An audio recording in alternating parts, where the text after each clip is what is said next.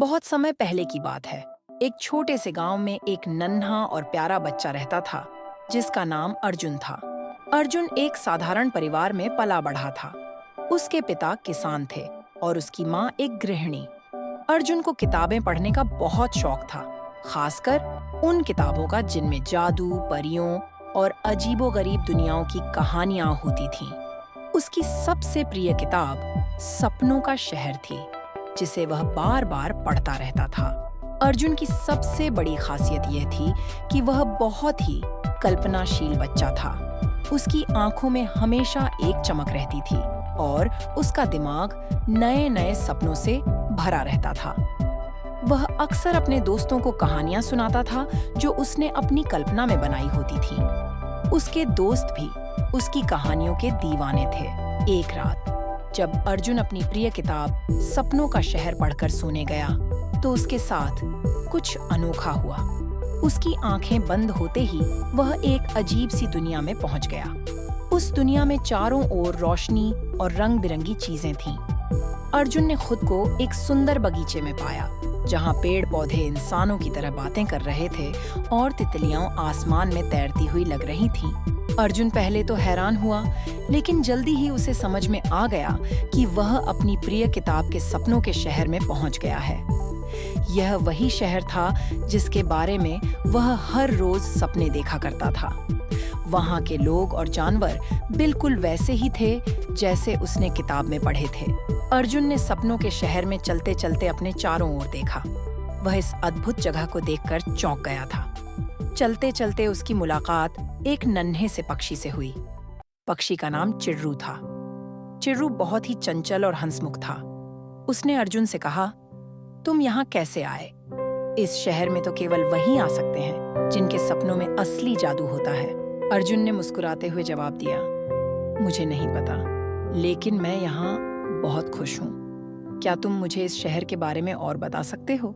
चिर्रू ने खुशी-खुशी अर्जुन को सपनों के शहर की सैर करानी शुरू की। उन दोनों ने साथ-साथ रंग-बिरंगे फूलों के बगीचों में घूमते हुए तितलियों से बातें की, चॉकलेट के झरने से पानी पिया और ऐसे खेल खेले जो वह अपने गांव में कभी नहीं खेल सकता था। सपनों के शहर में घूमते-घूमते अर्जुन और चिर्रू एक बड़े महल के सामने पहुंचे। यह महल सपनों की परी का घर था, जो इस शहर की रानी थी। महल की दीवारें चमचमाती हुई थीं और चारों ओर सितारों की छाया फैली हुई थी। चिर्रू ने अर्जुन से कहा, आओ, मैं तुम्हें सपनों की परी से मिलवाता हूँ।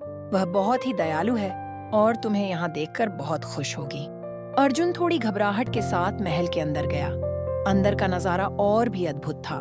वहाँ हर चीज चमक रही थी और चारों ओर मधुर संगीत बज रहा था।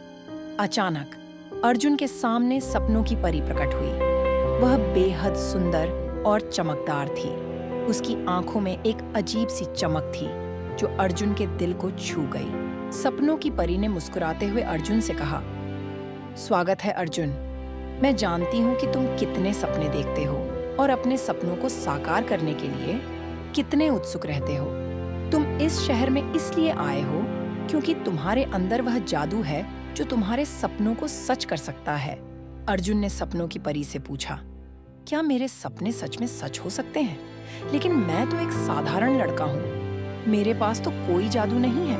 सपनों की परी ने हंसते हुए कहा, अर्जुन, जादू किसी जादुई छड़ी में नहीं होता। असली जादू तुम्हारे अंदर है, तुम्हारी सोच में, तुम्हारी मेहनत में। अगर तुम अपने सपनों को पूरा करने के लिए सच्चे दिल से मेहनत करोगे, तो यह शहर तुम्हारे लिए हकीकत बन जाएगा। यह सुनकर अर्जुन के अंदर एक नई ऊर्जा आ गई। उसे समझ में आ गया कि सपनों को पूरा करने के लिए मेहनत, धैर्य और सच्ची लगन की जरूरत होती है।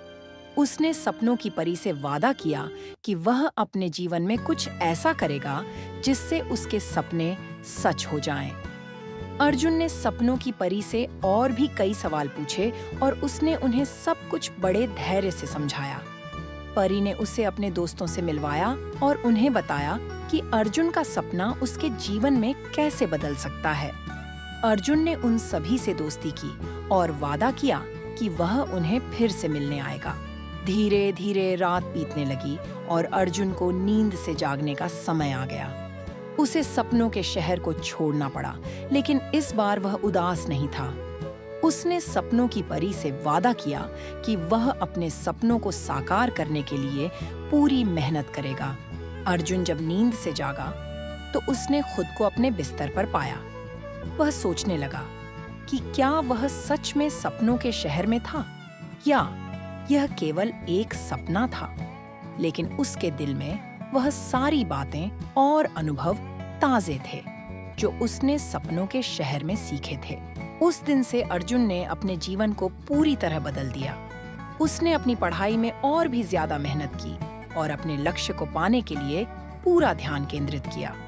उसे अब पता था कि अगर वह पूरी मेहनत और सच्चे दिल से अपने सपनों के पीछे जाएगा तो वे एक दिन जरूर सच हो जाएंगे।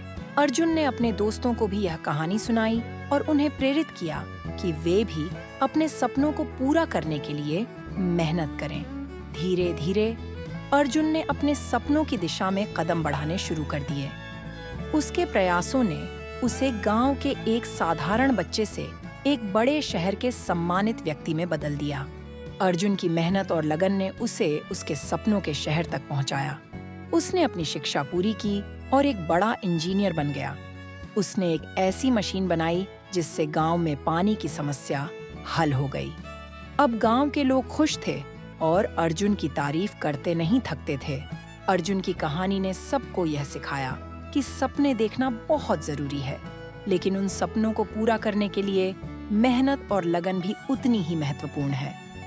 सपनों का शहर केवल एक कल्पना नहीं है, बल्कि यह उस मेहनत और विश्वास का प्रतीक है जो हमें अपने सपनों को पूरा करने के लिए प्रेरित करता है। अर्जुन की तरह हम सभी के अंदर भी वह जादू है जो हमारे सपनों को सच कर सकता है। बस हमें उसे पहचानने और सही दिशा में कदम बढ़ाने की जरूरत है। इस कहानी के साथ अर्जुन और सपनों की परी हम सभी को यह संदेश देते हैं कि अगर हमारे पास सच्ची लगन और मेहनत है तो सपनों का शहर हकीकत में बदल सकता है। ऐसी कहानी देखने के लिए चैनल को सब्सक्राइब और वीडियो को लाइक जरूर करें।